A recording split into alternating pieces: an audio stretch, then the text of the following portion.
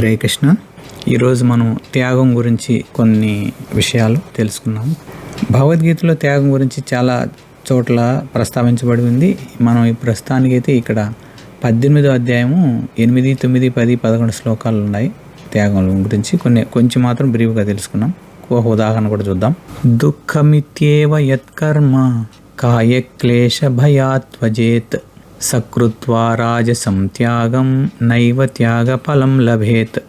దుఃఖ కర్మలని కానీ దేహములకు అసౌకర్యములని కానీ భావించి విద్యుక్త ధర్మలను విడుచువాడు రజోగుణమునకు సంబంధించినటువంటి త్యాగమునర్చువాడగును. అట్టి కార్యం ఎన్నడను త్యాగమందలి ఉన్నత స్థితి సమకూర్చలేదు. అంటే మనకు అనుకూలమైనటి మాత్రం వదిలిపెట్టి మనకు ఇబ్బందిగా ఉండాలి అనుకునేటి వదిలిపెట్టకుండా ఉంటాం చూసావా, అది రజోగుణం సంబంధించి. అలాగాని మనం ప్రవర్తించినట్లయితే ఉన్నత స్థితికి చేరుకోలేము అని చెప్తున్నారు అన్నమాట భగవంతుడు. కార్యమిత్యేవ యత్కర్మ నియతం క్రియతేర్జున సంగం త్యక్త్వా ఫలం చైవ సత్యాగః సాత్వికో మతః. ఓ అర్జున, తప్పక వనరించవలసినదే అన్న భావంతో స్వధర్మమును వనరించుచు భౌతిక సంగమును మరియు ఫలాపేక్షను విడుచువాడు త్యాగం సాత్విక త్యాగం అని అవ్వడును. ఇక్కడ ఏం చెప్తున్నారంటే, మనము రియల్గా ఏదైతే వదలాలనో వాటిని పర్ఫెక్ట్గా ప్రాపర్గా వదలగలిగితే మనం భౌతిక విషయాల పట్ల సంగత్యం అనేది వదులుకోవాలి. ఏదైనా సరే త్యాగం చేసేటప్పుడు అందులో బ్యాక్ సైడ్ మళ్ళా ఫలాల గురించి థింక్ చేయకూడదు. ఫలాపేక్ష వదిలేయాలి. అది సాత్విక త్యాగం అని. నద్వేష్ట్య కుశలం కర్మ కుశలేనాను సజ్జతే త్యాగి సత్వ సమానిష్టో మేధావి చిన్న సంశయ. అశుభ కర్మల ఎడ ద్వేషము కానీ శుభకర్మల ఎడ సంగత్యమును కానీ లేకుండా సత్వగుణమునందు స్థితిని కలిగిన బుద్ధిమంతుడైనటువంటి త్యాగి కర్మ ఎడ ఎట్టి సంశయాలు ఉండవు.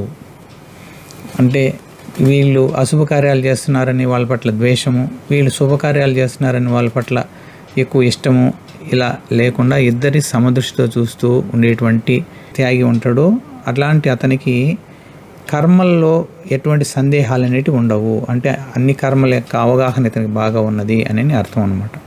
నహి దేహ భృతాశక్యం త్యక్తుం కర్మాణ్యశేషతః యస్తు కర్మ ఫలత్యాగి సత్యాగీత్యభిధీయతే. దేహదారుడైన వానికి సర్వకర్మలను త్యజించుట అసాధ్యమైన విషయం. కానీ కర్మ ఫలములను త్యాగమనర్చిన వాడు మాత్రము నిజమైన త్యాగి అనబడును. ఎవరో గుణాతీతులు తప్పిస్తే మిగిలిన వాళ్ళందరూ కూడా దేహభావన ఉండేవాళ్ళే. దేహభావన ఉండాదా లేదా అని తెలుసుకోవడానికి ఒక చిన్న ఉదాహరణ అంట. ఏంటంటే, ఆకలి దప్పులు అవుతున్నాయి అంటే దేహభావన ఉన్నట్టే లెక్క. అదేవిధంగా మనలో ద్వంద్వాలు కానీ ఉంటే దేహభావం ఉన్నట్టే లెక్క. అంటే సుఖము దుఃఖము, రాగము ద్వేషము, ఇష్టము అయిష్టము, శీతోష్ణాలు చాలా ఉన్నాయి కదా ద్వంద్వాలు. ఏ ద్వంద్వాలు ఎక్స్పీరియన్స్ అవుతూ ఉన్నప్పటికీ కూడా మనం దేహభావంతో ఉన్నట్లే. ఎక్కడ దొరుకుతారు మనకు? ఎక్కడో గుణాతీతులు ఎవరో కోట్లలో ఒకరు కూడా ఉండరు అనమాట. ఇక్కడ భగవంతుడు ఏం చెప్తున్నాడు, ఒక దేహదారి అయిన వాడికి కర్మలను త్యజించడం అనేది అసాధ్యం. ఏదో కర్మ చేస్తూనే ఉంటాడనమాట. ఈ ద్వంద్వాల్లో ఉండేవాళ్ళు, దేహభావన ఉండేవాళ్ళు. ఆ కర్మ పట్ల మనకు కానీ ఆసక్తి కానీ ఉండిందంటే దాన్ని బంధిస్తేస్తుంది. కాబట్టి ఫలాపేక్ష లేకుండా కానీ నువ్వు కర్మ కానీ చేయగలిగితే అది నిజమైన త్యాగము అనేసి చెప్తున్నాను అనమాట ఇక్కడ భగవంతుడు. ఓం అజ్ఞానతిమిరాంతస్య జ్ఞానాంజన శలాకయ చక్షోర్మిళితం येन తస్మై శ్రీ గురవే నమః. జగద్గురు శ్రీల ప్రభుపాదికి జై. హరే కృష్ణ. త్యాగం పట్ల మనకు ఎంత అవగాహన ఉన్నది, త్యాగం ఎలాంటి ఫలితాలు ఇస్తుంది అంటే, కర్మ త్యాగం కన్నా కర్మ ఫల త్యాగం మంచిది అంటాడనమాట. ముందు ఆ త్యాగం అంటే ఏంటో ముందు మనకు తెలియాలి. అది ఎంత సూక్ష్మంగా ఉంటుంది, దానిపైన మనకు అవగాహన ఎలా ఉంది అనే దాని గురించి మనం ఈరోజు తెలుసుకున్నాము. ఇద్దరు స్నేహితులు వనభోజనానికి అని చెప్పేసి వెళ్తారు. మనం వెళ్తూ ఉంటాం కదా, అటు అవుటింగ్ అని బయటికి వెళ్తూ ఉంటాం కదా, కొంత ప్రసాదాలు తీసుకొని వెళ్ళి తినేదానికి. ఆ విధంగా ఇద్దరు స్నేహితులు ఏం చేస్తారంటే, ఒక అతను 3 రొట్టెలు, దానికి సంబంధించిన కూర అంటే కర్రీ, తర్వాత ఇంకొక ఫ్రెండ్ వచ్చి 5 రొట్టెలు, దానికి సంబంధించిన కర్రీ తీసుకొనేసి ఇద్దరు బయలుదేరతారు. ఒక రహదారిలో కూర్చుంటారు అనమాట.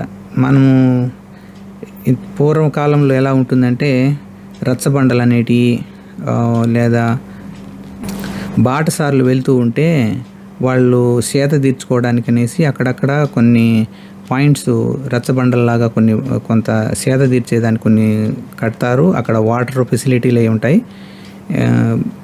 ఆ విధంగా వీళ్ళు వెళ్ళి అక్కడ కూర్చుంటారు అనమాట.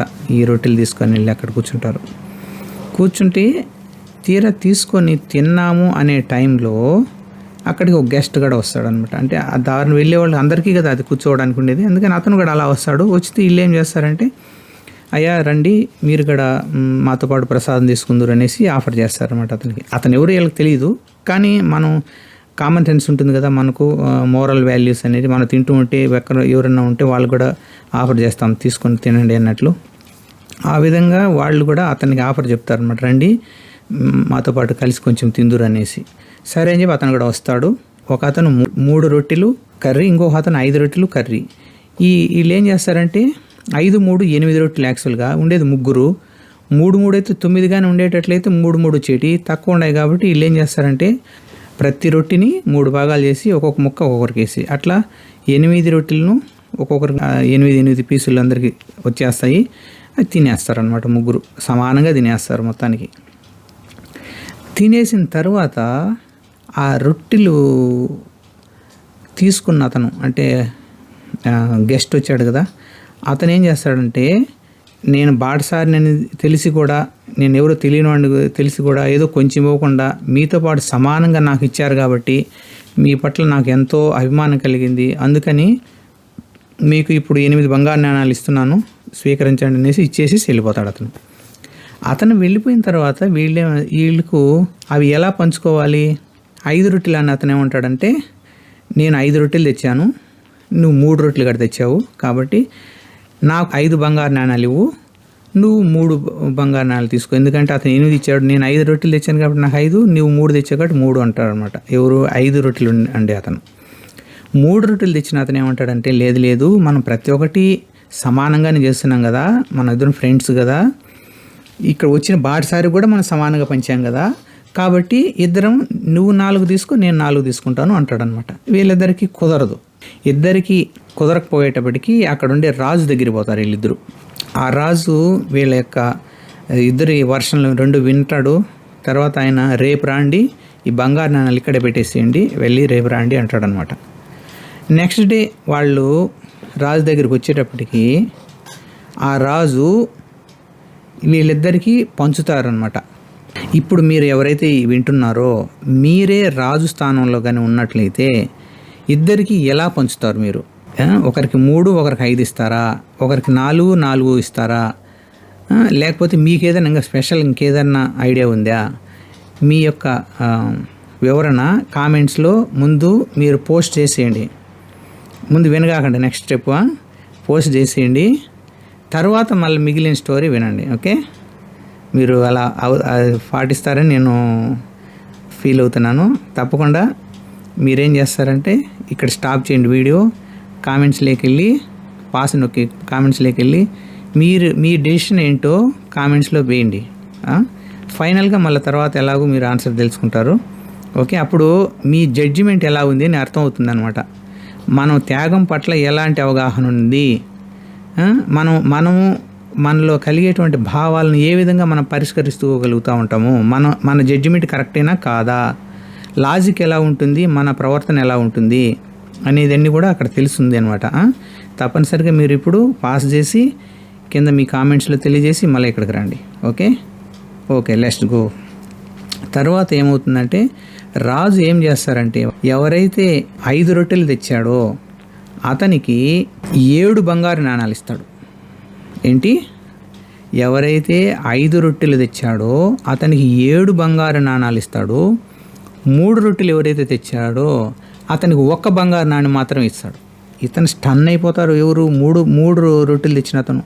అరే, అతనే నాకు ఆఫర్ చేశాడు, నేను 4 తీసుకోమని, ఇప్పుడు ఈ రాజు దగ్గరికి వచ్చి నాకు 1 ఇస్తున్నాడు, ఇదేంటిది, అసలే ఊహించలేని ఫలితం ఇది, ఎందుకు ఇలా చేశారు అనేసి నేను గట్టిగా ప్రశ్నిస్తాడనమాట రాజును. ఇదేంటి మా ప్రభు, అతనే ఆఫర్ చేశాడు యాక్చువల్గా 4 తీసుకోమని, మీరు మరి 4లోంచి కూడా తీసేసి 1 నాకు ఇచ్చి అతనికి 7 ఇస్తున్నారు, ఇది చాలా అన్యాయము అంటారనమాట. ఇప్పుడన్నా మీరు చెప్పండి, ఇది కరెక్టే అంటారా?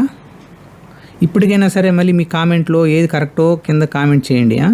చేసి మళ్ళీ నెక్స్ట్ వినండి. ఓకే, హరే కృష్ణ. తర్వాత రాజు చెప్పడం స్టార్ట్ చేశాడు. నీవు 3 రొట్టెలు తెచ్చావు, అతను 5 రొట్టెలు తెచ్చాడు. వచ్చిన బాటసారికి సమానంగా పంచారు. నీ 3 రొట్టెలను 3 ముక్కలుగా చేస్తే 3 మూళ్ళ 9 ముక్కలు అయినాయి. ఆయన 5 రొట్టెలు ముక్కలు చేసి 5 మూళ్ళ 15 అయినాయి. సరేనా? అప్పుడు 9 ఒక 15 24. అంటే నీవు తెచ్చిన 3 రొట్టెల్లో 3 ముక్కలు అంటే 3 మూళ్ళ 9 అయితే నువ్వు 8 ముక్కలు తినేసావు. ఇంక ఇచ్చిన నీ దాంట్లోంచి ఒక్క ముక్క మాత్రమే అతనికి వెళ్ళింది. అతను 5 రొట్టెలకు 5 మూళ్ళ 15 అయితే ఆయన తినింది 8. 7 త్యాగం చేశాడు. అంటే నీవు ఒక్క ముక్క త్యాగం చేస్తే అతను 7 ముక్కలు త్యాగం చేశాడు. కాబట్టి మొత్తం 8 బంగారు నాణాల్లో నీకు నువ్వు ఒకటి త్యాగం చేసావు కాబట్టి అతనికి 7 త్యాగం చేసాడు కాబట్టి 7. ఇది పర్ఫెక్ట్ అంటాడు అనమాట. ఇంకేం మాట్లాడలేడు అనమాట. అంటే మనం ఇంతవరకు మన కామెంట్లు కావాలంటే చూసుకోండి. ఇద్దరికి సరిసమానంగా పంచాలని కొందరు, ఆ మిత్రులు కాబట్టి 4 పంచాలని కొందరు, లేదు 5 రొట్టెలు చేశారు కాబట్టి 5 పంచాలనుకుంటారు అనమాట. ఇవన్నీ మనం నిర్ణయించే అభిప్రాయాలు. ధర్మం ప్రకారం యాక్చువల్గా మనం ఎంత త్యాగం చేసామో అంత ఫలితమే భగవంతుడి నుంచి వస్తుంది అనమాట. మనం కాదు జడ్జిమెంట్ చేసేది. అందుకే ఫలితం ఎప్పుడు భగవంతుడి ద్వారానే వస్తుంది అనమాట. మనకు భగవద్గీతలో ఏదైనా ఒక పని జరగాలంటే 5 ఇన్వాల్వ్ అయి ఉంటాయి. భగవద్గీత 18వ అధ్యాయం 13-14 శ్లోకాల్లో పంచైతాని మహాబాహో కారణాని నిబోధమే సాంఖ్యే కృత్వాంతే ప్రోక్తాని సిద్ధేయే సర్వకర్మణాం. ఓ మహాబాహు అయిన అర్జున, వేదాంతం అనుసరించి సర్వకర్మలు సిద్ధించుటకు 5 కారణాలు కలవు అంటాడనమాట. ఆ 5 కారణాల్లో 14 శ్లోకం అధిష్టానం తదా కర్త కరణం చ పృథగ్విధం వివిధాంచ పృథక్చేష్ట దైవం చైవాత్ర పంచమం. అంటే కార్యస్థానము దేహము, కర్త, వివిధ ఇంద్రియాలు, వివిధ రకములైనటువంటి ప్రయత్నాలు, చివరకు పరమాత్మ యొక్క అనుమతి, మొత్తం కలిపి 5. ఈ 5 ఇన్వాల్వ్ అయి ఉంటాయి అనమాట. అంటే ఏదైనా సక్సెస్ఫుల్ కావాలంటే ఫైనల్గా భగవంతుడి యొక్క స్టాంప్ అవసరం, అనుమతి అవసరం అనమాట. భగవంతుడు దేన్ని చూస్తాడు? త్యాగం చూస్తాడు. మన భగవద్గీతలో ప్రతి చోట త్యాగి త్యాగి త్యాగి అని పదం వాడుతూ ఉంటాడు. భగవంతుడు త్యాగం అంటే అంత ఇష్టం అనమాట. అంటే ఫలితం ఆశించకుండా ఇచ్చేదాన్ని త్యాగం అంటారు. ఫలితం ఆశించి ఇచ్చేది దానం. 2 మన దగ్గర నుంచే వెళ్తాయి, కానీ ఫలితం ఆశించకుండా ఇచ్చేది త్యాగం. కాబట్టి భగవంతుడు త్యాగానికి ఎక్కువ వాల్యూ ఇస్తాడనమాట. ఇక్కడ పాటసారికి ఇచ్చే ముందర వాళ్ళకు ఎటువంటి ఎక్స్పెక్టేషన్ లేవు అతని దగ్గర నుంచి. అలా ఇచ్చేశారు, యాక్చువల్గా వాళ్ళు త్యాగం చేసేశారు. కానీ ఆయన అన్ఎక్స్పెక్టెడ్గా ఇచ్చేశాడు బంగారు నాణాలు. ఫైనల్గా ధర్మం ప్రకారం ఎంత త్యాగం చేశాడో అంత ఫలితమే వస్తుంది. 3 రొట్టెలు ఉండే అతను 1 ముక్క మాత్రమే త్యాగం చేశాడు కాబట్టి అతనికి 1 బంగారు నాణం. 5 రొట్టెలు ఉండే అతను 7 ముక్కలు త్యాగం చేశాడు కాబట్టి అతనికి 7 బంగారు నాణాలు వచ్చాయన్నమాట. కాబట్టి ఇదే విధంగా మన లైఫ్లో మనం త్యాగం చేస్తూ ఉండేది చాలా తక్కువ, కానీ మన ఎక్స్పెక్టేషన్ మాత్రం చాలా ఎక్కువ ఉంటాయి. నేను ఇంత చేశాను, అంత చేశాను. రియల్గా ఎంత చేశామనేది భగవంతుడు తెలుసు. మనకు ఒకసారి మనకు తెలియకపోవచ్చు, కానీ భగవంతుడికి అన్నీ క్లియర్గా తెలుసు అనమాట. కాబట్టి భగవంతుని యొక్క పాదపద్మాలను, గురుదేవుల యొక్క పాదపద్మాలను, పరమ భక్తుల యొక్క పాదపద్మాలను బట్టి వేడుకుంటూ మనకు త్యాగం అంటే ఏదో అర్థమయ్యేటట్లు స్వచ్ఛమైన త్యాగబుద్ధిని ప్రసాదించమని భగవంతుని ప్రార్థిస్తాం. హరే కృష్ణ కృష్ణ కృష్ణ హరే హరే, హరే రామ రామ రామ హరే హరే. జగద్గురు శ్రీల ప్రభుపాదికి జై. అనంతకోటి వైష్ణవ భక్త బృందికి జై. నితాయ్ గౌర్ ప్రేమానందే. హరి హరి బోల్. హరే కృష్ణ. హరే కృష్ణ. అందరికి దండ ప్రణాం. మీరు ఎంతో ఓపికగా విన్నారు. Thank you. దీన్ని సబ్స్క్రైబ్ కూడా చేయండి, ఎందుకంటే ఎంతమంది ఫాలో అవుతారో అనేది మనకు తెలుస్తూ ఉంటుంది. అదేవిధంగా మీ అభిప్రాయాలు కూడా కామెంట్స్లో తెలియజేయండి. Thank you. హరే కృష్ణ. హరే కృష్ణ.